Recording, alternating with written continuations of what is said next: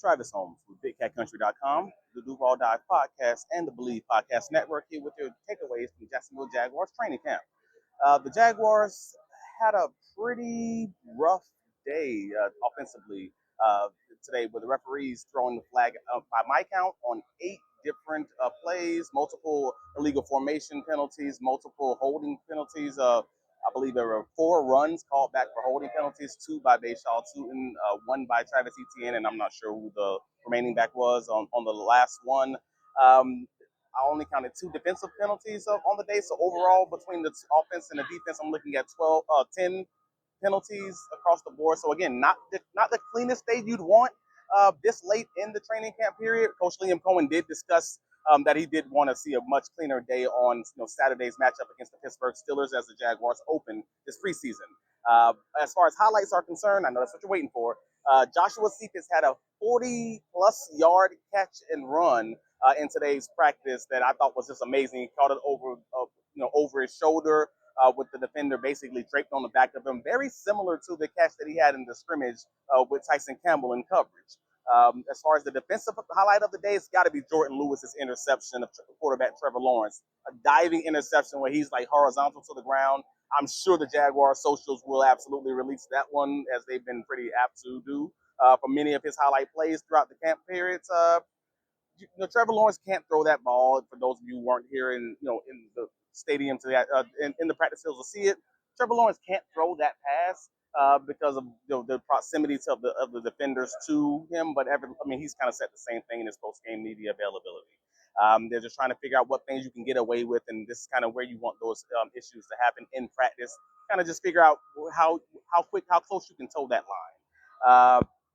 I also had Jordan Lewis with the sack of Trevor Lawrence today in the teams period, where he beat Travis Etienne around the corner on what some consider the Parker Washington incompletion as they let the play go on. Bayshaw Tootin seemed to be fully recovered from his hamstring issues from early on in camp. He looked like incredibly explosive with his 2 long rushes. Again, both of those long rushes were called back due to holding penalties. So again, Coach Coen already said they want to get that cleaned up.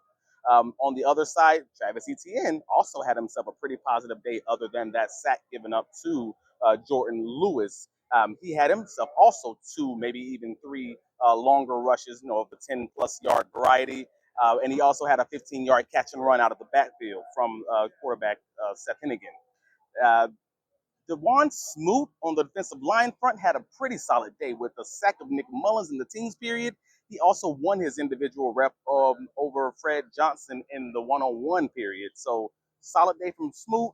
Solid day from Tyler Lacey, who forced an incompletion by pushing the lineman back into the quarterback's lap, and he had a tackle for a loss.